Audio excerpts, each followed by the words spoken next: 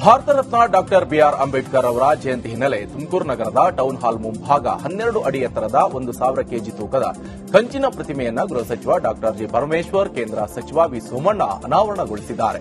ಗೃಹ ಸಚಿವರು 39 ಲಕ್ಷ ವೆಚ್ಚದ ಕಂಚಿನ ಅಂಬೇಡ್ಕರ್ ಪ್ರತಿಮೆಯನ್ನ ಕೊಡುಗೆಯಾಗಿ ನೀಡಿದ್ರು. ಇನ್ನು ಈ ಕಾರ್ಯಕ್ರಮದಲ್ಲಿ ಸಮಾಜ ಕಲ್ಯಾಣ ಸಚಿವ ಮಹದೇವಪ್ಪ ಹಾಗೆ ನಗರಾಭಿವೃದ್ಧಿ ಸಚಿವ ಬೈರತಿ ಸುರೇಶ್, ಸಹಕಾರ ಸಚಿವ ಕೆಎನ್ ರಾಜಣ್ಣ, ದೆಹಲಿ ವಿಶೇಷ ಪ್ರತಿನಿಧಿ ಟಿಬಿ ಜಯಚಂದ್ರ, ಶಾಸಕರಾದ ಸುರೇಶ್ ಗೌಡ, ಜಿಬಿ ಜ್ಯೋತಿ ಗಣೇಶ್, ಎಚ್ವಿ ವೆಂಕಟೇಶ್, ಕುಣಿಗಲ್ ಶಾಸಕ ಡಾಕ್ಟರ್ ರಂಗನಾಥ್ ಸೇರಿದಂತೆ ಜಿಲ್ಲಾ ಮಟ್ಟದ ಅಧಿಕಾರಿಗಳು ಭಾಗಿಯಾಗಿದ್ದರು.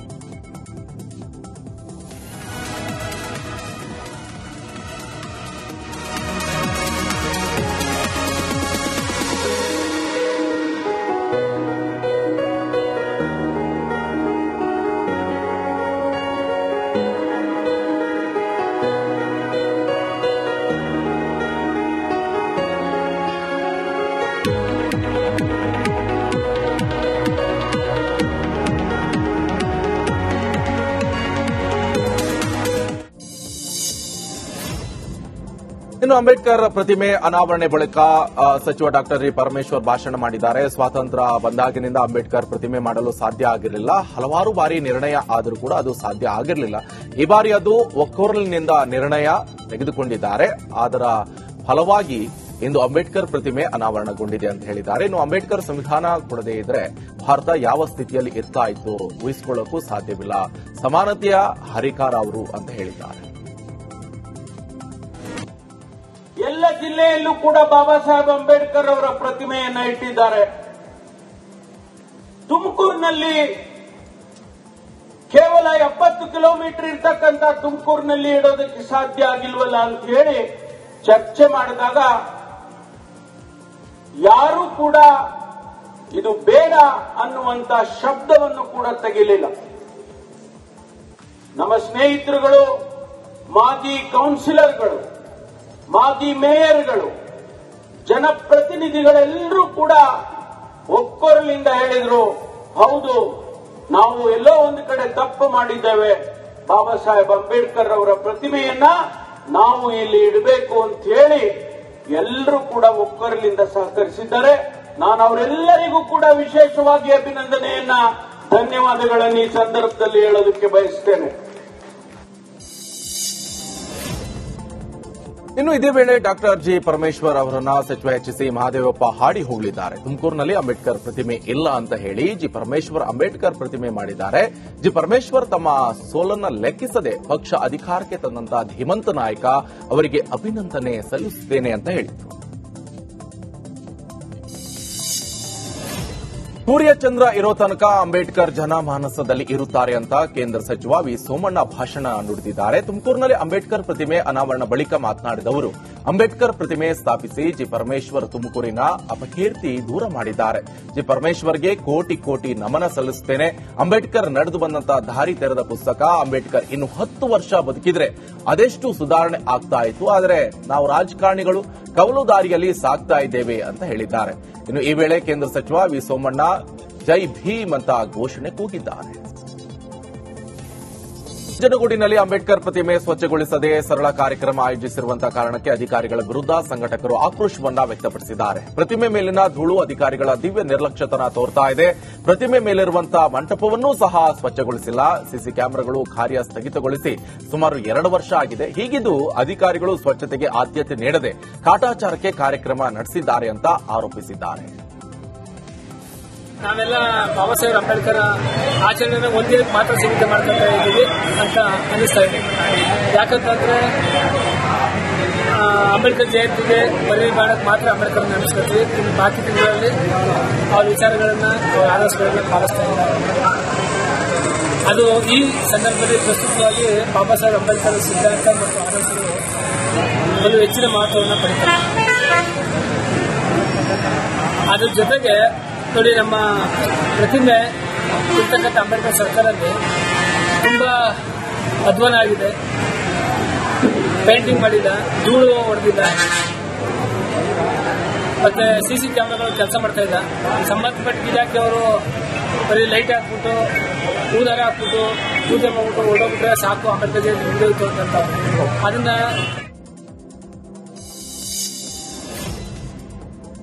ಸರ್ಕಾರ ಹಾಲಿನ ಬೆಲೆ ಏರಿಕೆ ಮಾಡಿದೆ. ಮತ್ತೊಂದೆಡೆ ಹಾಲು ಉತ್ಪಾದಕರಿಗೆ, ಉತ್ಪಾದಕ ಸಂಘಗಳಿಗೆ ಹೆಚ್ಚಿನ ಹಣವನ್ನ ನೀಡುತ್ತಿಲ್ಲ. ಈ ಹಿನ್ನೆಲೆ ಕೊಡಗು ಜಿಲ್ಲೆಯ ಹೊಸೂರು ಮಹಿಳಾ ಹಾಲು ಉತ್ಪಾದಕರ ಸಂಘದಲ್ಲಿ ಹಾಲು ಹಾಕುವವರ ಸಂಖ್ಯೆ ಕಡಿಮೆಯಾಗಿದೆ.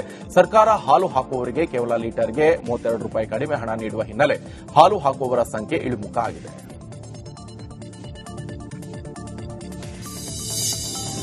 ಹಾಸನ ಜಿಲ್ಲೆಯ ಸಕಲೇಶಪುರ ತಾಲೂಕಿನ ಹಲವೆಡೆ ಆಲಿಕಲ್ಲು ಸಹಿತ ಧಾರಾಕಾರ ಮಳೆಯಾಗಿದೆ. ಬೊಮ್ಮನಕೆರೆ, ಹರಕರಹಳ್ಳಿ, ಬಳಲಹಳ್ಳಿ, ಕರಡಿಗಾಲ ಸೇರಿದಂತೆ ಹಲವು ಗ್ರಾಮಗಳಲ್ಲಿ ಮಳೆಯಾಗಿದ್ದು, ಗಾಳಿ ಮಳೆಗೆ ಹಲವೆಡೆ ಮರಗಳು ಧರೆಗುರುಳಿವೆ.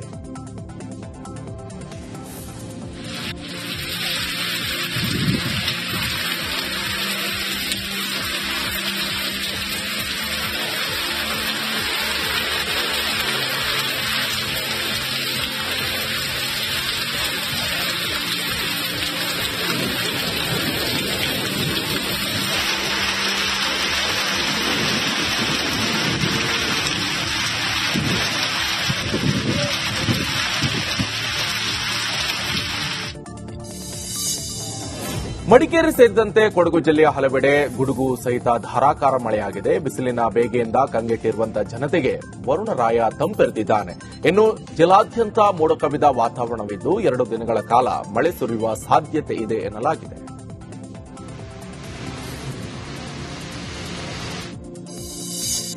ಬೆಂಗಳೂರು ನಗರದಲ್ಲಿ ಜೈಲ್ ಜಾಮರ್ನಿಂದಾಗಿ ಜನರ ಮೊಬೈಲ್ ನೆಟ್ವರ್ಕ್ ಜಾಮ್ ಆಗ್ತಾ ಇದ್ದು, ಅತ್ತ ಅನುದಾನವಿಲ್ಲದೆ ಹೊಸ ಸೆಂಟ್ರಲ್ ಜೈಲು ಕಾಮಗಾರಿಯು ಸ್ಥಗಿತವಾಗಿದೆ. ಉಳ್ಳಾಲದ ಮುಡಿಪು ಸಮೀಪದ ಚೇಳೂರು ಕುರ್ನಾಡಿಯಲ್ಲಿ ಪ್ಯಾಲೇಸ್ ಮಾದರಿಯಲ್ಲಿ ನಿರ್ಮಾಣ ಆಗಬೇಕಾಗಿರುವಂತಹ ಹೊಸ ಸೆಂಟ್ರಲ್ ಜೈಲನ್ನ ಕಾಮಗಾರಿ ಅನುದಾನ ಇಲ್ಲದೆ ಸ್ಥಗಿತವಾಗಿದೆ.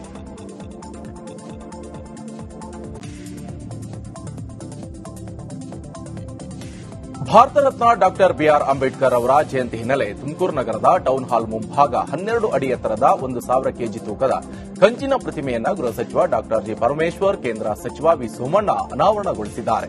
ಗೃಹ ಸಚಿವರು 39 ಲಕ್ಷ ವೆಚ್ಚದ ಕಂಚಿನ ಅಂಬೇಡ್ಕರ್ ಪ್ರತಿಮೆಯನ್ನ ಕೊಡುಗೆಯಾಗಿ ನೀಡಿದ್ರು. ಇನ್ನು ಈ ಕಾರ್ಯಕ್ರಮದಲ್ಲಿ ಸಮಾಜ ಕಲ್ಯಾಣ ಸಚಿವ ಮಹದೇವಪ್ಪ ಹಾಗೆ ನಗರಾಭಿವೃದ್ಧಿ ಸಚಿವ ಬೈರತಿ ಸುರೇಶ್, ಸಹಕಾರ ಸಚಿವ ಕೆಎನ್ ರಾಜಣ್ಣ, ದೆಹಲಿ ವಿಶೇಷ ಪ್ರತಿನಿಧಿ ಟಿಬಿ ಜಯಚಂದ್ರ, ಶಾಸಕರಾದ ಸುರೇಶ್ ಗೌಡ, ಜಿಬಿ ಜ್ಯೋತಿ ಗಣೇಶ್, ಎಚ್ವಿ ವೆಂಕಟೇಶ್, ಕುಣಿಗಲ್ ಶಾಸಕ ಡಾಕ್ಟರ್ ರಂಗನಾಥ್ ಸೇರಿದಂತೆ ಜಿಲ್ಲಾ ಮಟ್ಟದ ಅಧಿಕಾರಿಗಳು ಭಾಗಿಯಾಗಿದ್ದರು.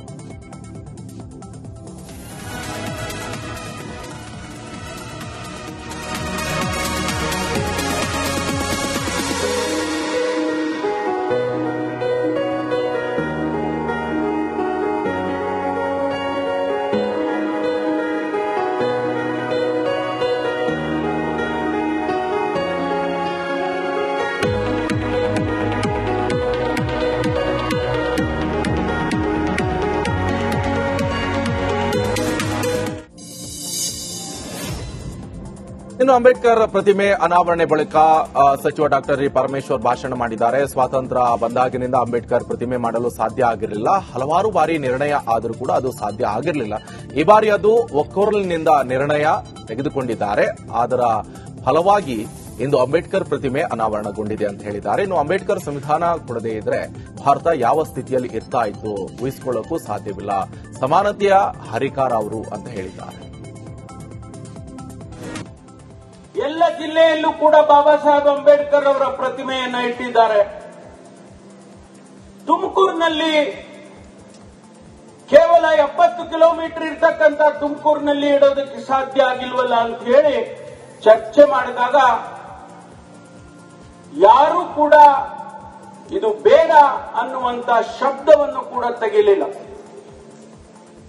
ನಮ್ಮ ಸ್ನೇಹಿತರುಗಳು, ಮಾಜಿ ಕೌನ್ಸಿಲರ್ಗಳು, ಮಾಜಿ ಮೇಯರ್ಗಳು, ಜನಪ್ರತಿನಿಧಿಗಳೆಲ್ಲರೂ ಕೂಡ ಒಕ್ಕೊರಲಿಂದ ಹೇಳಿದ್ರು, ಹೌದು ನಾವು ಎಲ್ಲೋ ಒಂದು ಕಡೆ ತಪ್ಪು ಮಾಡಿದ್ದೇವೆ, ಬಾಬಾ ಸಾಹೇಬ್ ಅಂಬೇಡ್ಕರ್ ಅವರ ಪ್ರತಿಮೆಯನ್ನ ನಾವು ಇಲ್ಲಿ ಇಡಬೇಕು ಅಂತ ಹೇಳಿ ಎಲ್ಲರೂ ಕೂಡ ಒಕ್ಕೊರಲಿಂದ ಸಹಕರಿಸಿದ್ದಾರೆ.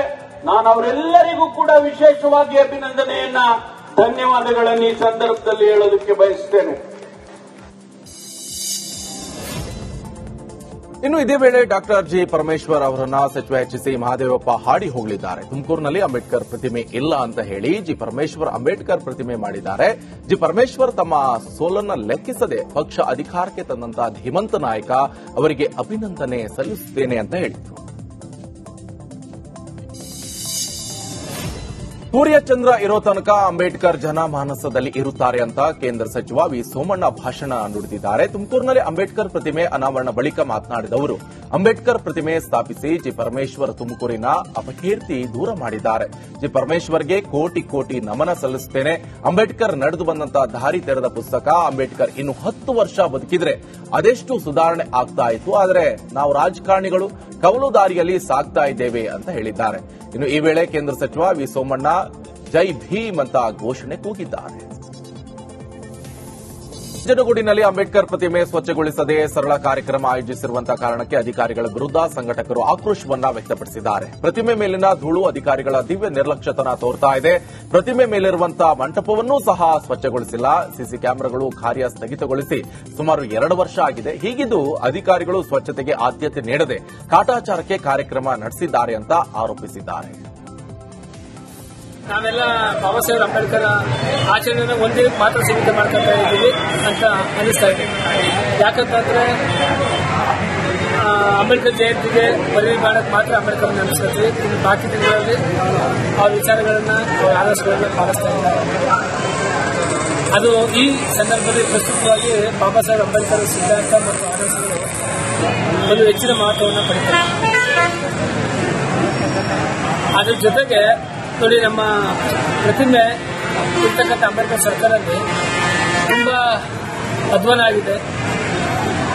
ಪೇಂಟಿಂಗ್ ಮಾಡಿಲ್ಲ, ಧೂಳು ಹೊಡೆದಿಲ್ಲ,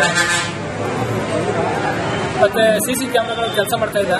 ಸಂಬಂಧಪಟ್ಟ ಇಲಾಖೆಯವರು ಬರೀ ಲೈಟ್ ಹಾಕ್ಬಿಟ್ಟು ಹೂದಾರ ಹಾಕ್ಬಿಟ್ಟು ಪೂಜೆ ಮಾಡ್ಬಿಟ್ಟು ಹೊಡೋಗ್ಬಿಟ್ರೆ ಸಾಕು, ಅಂಬೇಡ್ಕರ್ ಜಯಂತಿ ಮುಗಿದೋಯ್ತು ಅಂತ. ಅದನ್ನ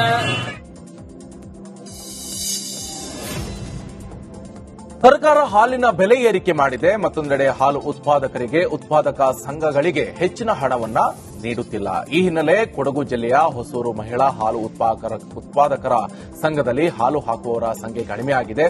ಸರ್ಕಾರ ಹಾಲು ಹಾಕುವವರಿಗೆ ಕೇವಲ ಲೀಟರ್ಗೆ 32 ರೂಪಾಯಿ ಕಡಿಮೆ ಹಣ ನೀಡುವ ಹಿನ್ನೆಲೆ ಹಾಲು ಹಾಕುವವರ ಸಂಖ್ಯೆ ಇಳಿಮುಖ ಆಗಿದೆ.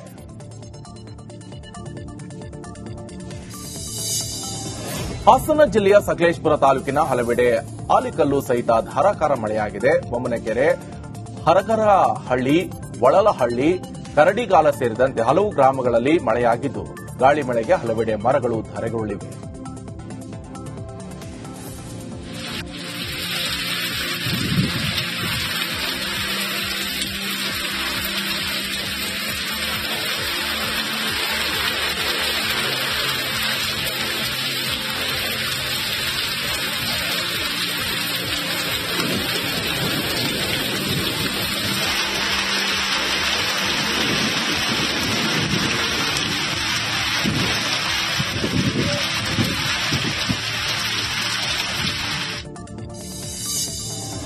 ಮಡಿಕೇರಿ ಸೇರಿದಂತೆ ಕೊಡಗು ಜಿಲ್ಲೆಯ ಹಲವೆಡೆ ಗುಡುಗು ಸಹಿತ ಧಾರಾಕಾರ ಮಳೆಯಾಗಿದೆ. ಬಿಸಿಲಿನ ಬೇಗೆಯಿಂದ ಕಂಗೆಟ್ಟಿರುವಂತಹ ಜನತೆಗೆ ವರುಣರಾಯ ತಂಪೆರೆದಿದ್ದಾನೆ.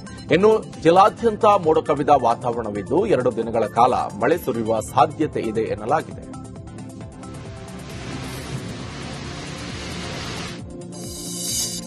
ಬೆಂಗಳೂರು ನಗರದಲ್ಲಿ ಜೈಲ್ ಜಾಮರ್ನಿಂದಾಗಿ ಜನರ ಮೊಬೈಲ್ ನೆಟ್ವರ್ಕ್ ಜಾಮ್ ಆಗ್ತಾ ಇದ್ದು, ಅತ್ತ ಅನುದಾನವಿಲ್ಲದೆ ಹೊಸ ಸೆಂಟ್ರಲ್ ಜೈಲು ಕಾಮಗಾರಿಯು ಸ್ಥಗಿತವಾಗಿದೆ. ಉಳ್ಳಾಲದ ಮುಡಿಪು ಸಮೀಪದ ಚೇಳೂರು ಕುರ್ನಾಡಿಯಲ್ಲಿ ಪ್ಯಾಲೇಸ್ ಮಾದರಿಯಲ್ಲಿ ನಿರ್ಮಾಣ ಆಗಬೇಕಾಗಿರುವಂತಹ ಹೊಸ ಸೆಂಟ್ರಲ್ ಜೈಲನ್ನ ಕಾಮಗಾರಿ ಅನುದಾನ ಇಲ್ಲದೆ ಸ್ಥಗಿತವಾಗಿದೆ.